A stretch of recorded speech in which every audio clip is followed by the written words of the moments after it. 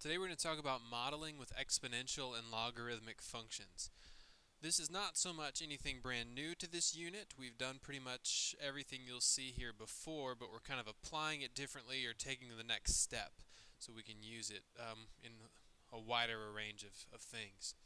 So let's look at this problem. In 1970, the minimum wage was $1.60 an hour, and in 2000 it was $5.15 an hour. Use this information to find a model of the form A equals A naught e to the kt.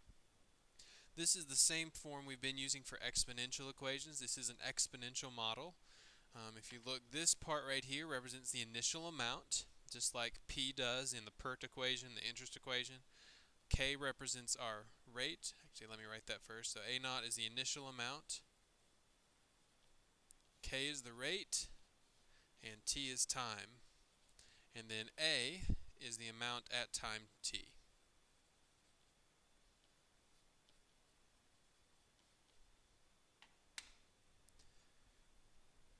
So in this case, we have $1.60 an hour as our initial amount, because that is the first amount we're given. So 1970 is going to be our starting point. Okay, we are not given K. We're not told anything about the rate of growth, but we are told that in the year 2000, which is 30 years later, so I'll plug 30 years in. Again, we're treating 1970 as the beginning, because that's the first piece of data we have. So 2000 would be 30 years later. That's why I put 30 in for time. In that year, it was $5.15, so I put $5.15 in for the A, because that's the amount at time t. Now I can solve for K. Divide both sides by $1.60. Let's see, 515 over $1.60 gives you 3.21875. And then we've got to get rid of the e, so we take the natural log of both sides. I would encourage you not to round this number. You want to round at the very end, but not before. And then divide both sides by 30.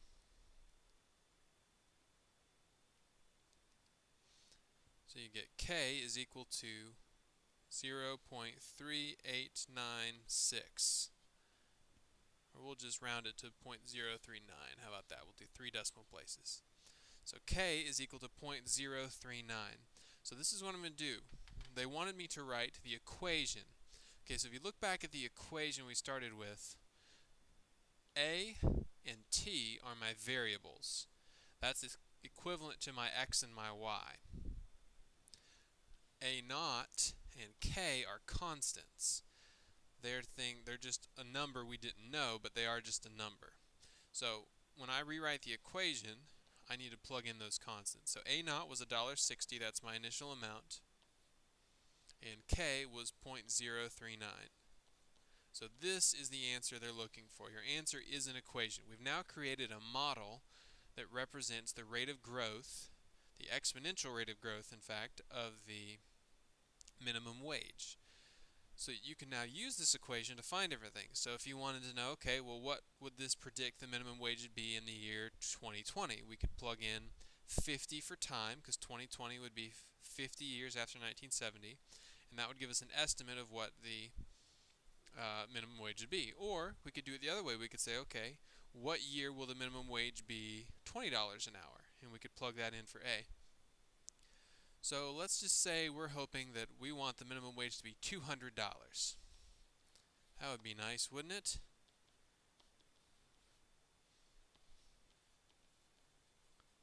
So we plug $200 in for A, because we want to know at the time at which we would have that rate. So we divide both sides by $1.60, 200 over $1.60. We get 125 equals e to the 0.039 t. We get rid of the e by taking the natural log of both sides, and then divide both sides by 0.039. So the natural log of 125 divided by 0.039. That gives me 123.8 equals t. So 123 years after 1970 is when we would predict that the minimum wage would reach this amount, and that would be the year 2019. 93 or 2093. So if you can live that long, you might actually see the minimum wage reach $200 an hour. Now let's look at another example. Another place you might do this is with radioactive decay. If you're not familiar with it, if you haven't covered it in your science classes, very simply, even if nothing happens to it, objects decay over the years. So even basic elements like carbon or plutonium or uranium, they all decay. And there's this thing called half-life, which basically means that that's the length of time it would take for the object to be half what it originally was. So for carbon-14, which is what this example is, it's 5,715 years. What that means is if you had 1 pound of carbon-14 and just left it, then 5,715 years later, it would have decayed to be only half a pound of carbon-14. So this says find the exponential model for carbon-14, which has a half-life of 5,715 years. Alright, now if you look, it doesn't explicitly tell us how much we started with. That means you can choose. You can say whatever you want about what it starts with. My recommendation, I think a good practice, is to say 100 is what we start with. And basically that's because of percentage. I'm just saying I'm starting with 100%, because that's what it starts at. It starts whole. It starts at 100%. I don't know my rate, but I know that 5,715 years from now, I'll have half what I started with. So I'll have 50, because I start with 100%, and 5,715 years later, I will have 50%. So now I divide both sides by 100, and I get 1/2 equals e to the k times 5,715. Then take the natural log of both sides.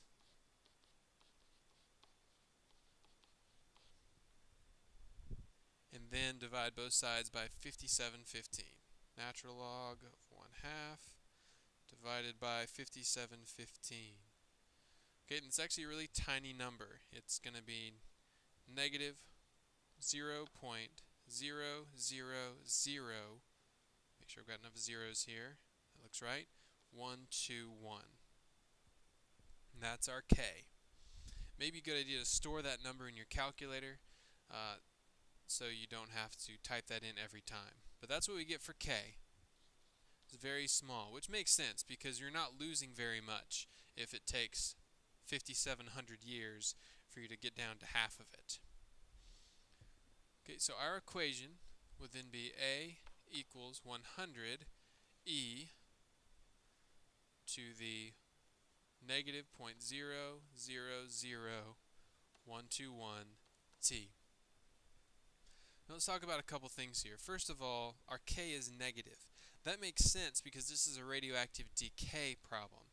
The amount we have is decreasing. If you look back at our first example where we had minimum wage, the minimum wage was increasing, and that's why our k was positive, because k is the rate. If your rate is positive, you're growing. If your rate or your k is negative, you are decreasing, or decaying in this case. Another thing I wanted to point out here is that it really didn't matter what I chose for my initial amount. Let's say I decided I had 4 to start with. I had 4 pounds or whatever you want it to be. Well, that means in 5,715 years I would only have 2 pounds left. So this is just an alternate version of this. These two lines are alternate versions of each other. Because if you start solving this, you divide by 4, you notice 2 over 4 is equal to 1/2. And so, these lines are identical. That's because as long as what you end up with is half what you start with, it doesn't matter what you start with, at least to figure out the rate, to figure out the k. So our equation here would be a equals 100 e to the negative 0.000121 t. So hopefully that makes sense to you and how you can develop an exponential model using data or using information. You can set up an exponential model. So let's move on. We're going to look at some data. We we've done this with pretty much everything we've done so far. We've done this with linear things, quadratics, cubics, power functions, piecewise. I think that pretty much covers what we've done so far. And now we're going to do it with logs and exponentials. Okay, so first of all, I want to remind you what each of those things look like. Exponential has this basic shape. Logarithms have this basic shape. So first of all, exponentials start out growing relatively slowly and then shoot up very quickly. Logs start out growing very quickly and then level off. So it's important when you're looking at data to kind of have an idea which one you're doing. Well, if you were to graph this data over here, if you put it in your stat plot, then just to give you a rough idea, it's going to look something like this. So you should be able, just by looking at it, to tell that it is a logarithmic value. So you can use your calculator and do a logarithmic regression. It's actually an LN regression in your calculator. They do natural log. And there's three things you need to consider, because one thing we want to start doing now that we have a bunch of different equations we're used to dealing with is know which model is the best. Is exponential the best? Is logarithmic the best? Is linear the best? Is quadratic the best? What's the best? And there's three things you need to consider. First, when you do a regression, does it follow the flow of the data?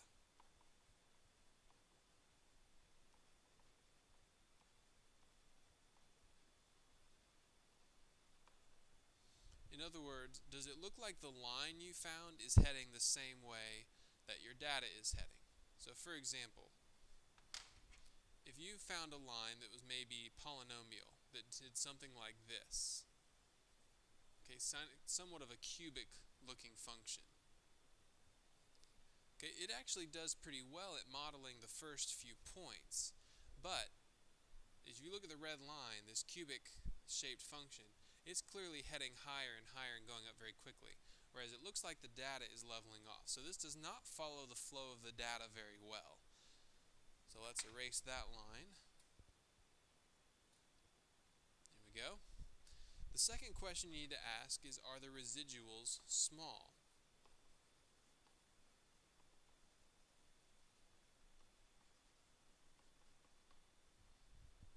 Residuals are simply the distance between your actual data points and the line that you draw. So I'm going to go ahead and draw the natural log one because that's what this should be. It would look something like this. This is just a rough sketch. But you can tell the distance between my actual points and my line that I have found using the calculator's regression features, there's not much difference between them, so the residuals are small. So this would be a good option. Okay, whereas let's say I had chosen something linear and it did something like this. Okay, it actually follows the flow of data decently, better than what I drew in red a minute ago, but the residuals are pretty big. My distance between my actual points and my line are a lot bigger than I would like them to be. So that's a case where it follows the flow of data okay, but the residuals aren't very small. So let's erase that and then go with the third question. We talked in class about how to turn on the diagnostics for your statistics stuff. And now when you run a regression, you should see an r and r squared. So the last thing you need to ask is r squared near 1 or negative 1? Now the one we did in class, in fact, if you do a logarithmic regression with these data points, you're going to get like 0.99 something. It's really close to 1.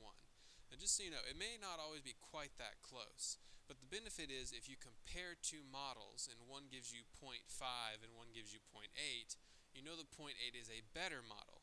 It may not be the best. There could be something we haven't studied yet that would do an even better job, or maybe the data just doesn't lend itself to a really nice, clean model. But you know that the closer it is to 1 or negative 1 with its r squared, the closer it is to being a good model for our data. Alright, that pretty much covers everything you need to know. This is section 4.5, and the homework is going to come from pages 428 to 430. Make sure you check the website to find out exactly what questions we are doing.